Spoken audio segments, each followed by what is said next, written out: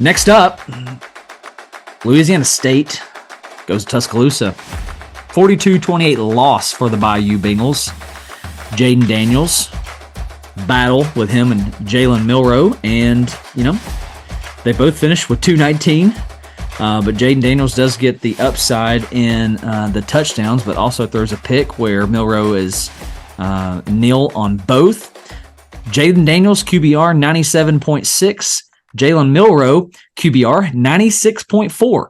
Man, if you'd have told me those numbers going into this game, I would have made sure that nothing else was happening during that time. But the score is just not exactly indicative of what exactly unfolded Saturday night. No, it's not. I think the game was probably pretty decided. I'd love to see it if Daniels wasn't knocked out of the game. I'd love to see that outcome. What a man. This is a little off topic and it's a little random, but if you had told me the player that Jaden Daniels was going to be in the SEC after me seeing what he was in the Pac-12, I would have said, you're crazy. Yeah, you're out of your mind. But that dude is a heck of an athlete, a pretty good passer of the football. He's done a really nice job there. He's got great weapons at receiver. Malik Neighbors going ham for 171 and a touchdown. I'd take their receiving group over Bama's all day right now, which has been a minor battle over the last few years, but still Alabama, I would say, has probably edged them out there with just the dudes that they've had. A rush fest between the quarterbacks. They were the leading rushers for their teams. Not surprising from the standpoint of LSU's defense and what they've given up this year. Alabama giving up 163 on 11 rushes. I'm a little surprised. Yeah. I want to come back to your mention of Jaden Daniels real quick and your perception of him. I just want to say that I created a post in the offseason that he will be the best quarterback in the conference, and I took a lot of flack for that. No, it's going to be Will Rogers. Do you know what football? Well,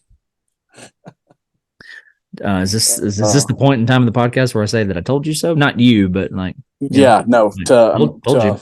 America. I think it is that time. And simply to just support that, my argument was it's year 2 under Kelly. There's going to be a significant jump for him. He's going to play faster. There's going to be a greater understanding of the offense, all of those things. And then something that I did not anticipate was just the emergence of Malik Neighbors. That guy has really kind of come out of nowhere. And as you mentioned, big night for him, 10 catches, 171 yards. But the downfall or the problem, with LSU is after Neighbors and his 10 catches, 2 catches, 3 catches, 3 catches, 1 catch, 1 catch. It's Jaden Daniels and Malik Neighbors. Yeah, it is. And that's actually, to me, what is that. Again, this is turning into a Jaden Daniels, episode here. He leads the conference in passing yards. He is 1/10. He is 72.1 behind Carson Beck's 72.2 completion percentage. He's been sacked 10 or 12 more times while doing all those crazy things. He's got more touchdowns, the same number of picks as Beck. And think about what LSU needs him to do versus what Georgia actually requires Beck to do. I'm not knocking Beck. I'm just saying they have a lot more firepower spread out across the field than Jaden Daniels and Malik Neighbors is what I'm saying. Yeah. I can't get, it's really hard for me to get past. I never thought he'd be that guy. Malik Neighbors we knew was good, but not the showing that you've come to know from Kyron Lacey and Brian Thomas Jr. There's been times where Brian Thomas Jr. has been absolutely electric for LSU this season. Their traditional run game has not been, but that is kind of nullified when you've got the athlete that Daniels can be, making plays on the field. And again, what they ask him to do, what they need him to do to beat the better teams on their schedule, like in Alabama, is a lot more than several others are being asked to do. Yeah, for sure. You threw out those numbers on Jaden Daniels and where he falls into the conference. I just want to say this about Jaden Daniels. Nobody, and I mean absolutely nobody, Carson Beck, Joe Milton, Peyton Manning, Tom Brady, nobody takes a freaking hit like Jaden Daniels. I don't know. He's like a rag doll when he gets hit. Exactly. I don't know, man. I've never seen quarterbacks take hits like he does. The one that knocked him out of the game, I mean, probably targeting. Not the most vicious hit he's taken this year. Not even close. Yeah. I mean, honestly, it was very close to an ordinary tackle, but there was the chin and help, kind of crown of Dallas Turner's helmet aspect. Boy, can he knock some quarterbacks out of games in some funny ways. For sure. There was that aspect of it, but Daniels has taken some wild hits. It's video game-esque, the hits that he takes. And this is, to my knowledge, the first time he's not finished a game due to his health. His toughness rating is like a 110. I don't know. I can't tell you that. You're spot on the toughness rating. But that first part, I'm not real sure. Let's flip to the other side. Bama. As we mentioned, Jalen Milroe's statistical numbers through the air. He did it all on the ground. Counted for 4 scores on the ground, 20 carries, $155. And my question, if I'm a Bammer, is why have we not been dialing this stuff up all year? I'm livid if I'm a Bama fan. Because he's been excellent on the deep ball, right? But their offense, again, as Cole Kubelik says, has been run for 2, run for a loss, fumble, pick it up, throw a deep ball, touchdown. Like that's been the offense. Like, why are we not seeing more of designed Jalen Milroe on the ground? And it doesn't have to come through read option, zone read, stuff like that. It could just be QB draw, QB power, whatever. Line him up in the slot and give it to him on a jet. Just put the ball in that dude's hands.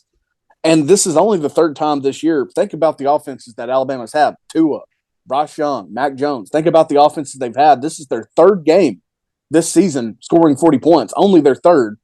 56 against MTSU, 40 against a bottom dweller of the SEC this year in Mississippi State, and 42 against LSU. And it's not like LSU has one of those vaunted defenses that they've had at times, but this was a big game where you needed your offense to perform because of the offense of LSU. Yeah. And they did, like you're saying, with the true emergence. And I mean by that, 20 carries, and look what he did with them for Jalen Milroe. That's different than what they've been. And I'm right there with you. I'm aggravated. I'm hot. Tommy Rees is not the hire of the season or anything like that. He's not even close to that. But it really, you start to wonder long term, is this going to work for anything more than what we are right now? What's our ceiling with Tommy Rees? For sure, but I mean, what is 2023? It's a lot like 2007, and my reason for saying that is my hire of the offseason was Dabo's hiring of his offensive coordinator, and look what that has gotten him. Tommy Rees has arguably turned out to be a better hire than that. Sure. Yeah. Now I think that Clemson has other issues than Alabama has, but I'm with you. Sure. Sure. It's either the head coach or it's the quarterback for me, and the loss of what they've had at receiver for Clemson. They just aren't even in the ballpark.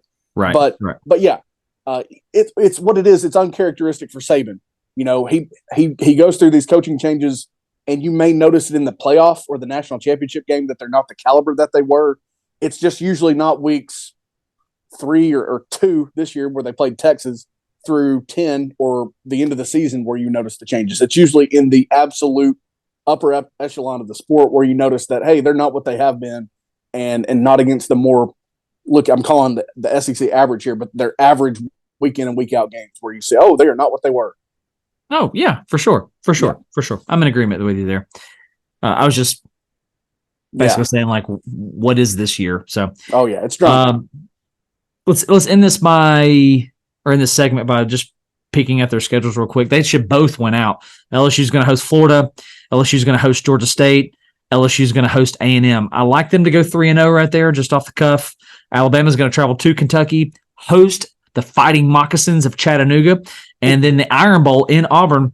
Let's hope that's a 7:00 kickoff because of the voodoo magic that is Jordan Hare at night. But still, I like them both to go 3-0 right there. Yeah, they're probably going to do it. Just because Texas A&M can't be counted on for absolutely anything. They just don't win on the road. They don't do that. They're going to get their quarterback killed at some point. They're going to take on charges for manslaughter or something to that effect because of the hits that Mac Johnson's taking. I tell you what, if anybody takes hits like Jaden Daniels, it's Max Johnson. He is getting killed. He's just not doing it when he takes off and running. Alabama, Kentucky, dude, they should absolutely shut Kentucky out. Is what they should do. They're going to win that game. This is me throwing more shots at Kentucky. It's partially on them. It's mostly on Alabama. It is a noon game, which could be weird, but I don't like Kentucky in that spot. Not a true great home field advantage there. And then I agree with you completely. Let's get a nighttime Iron Bowl. I need that in my life. Yep. Let's end this segment. Bayou Bengals travel to Tuscaloosa. Take the loss. 42-28.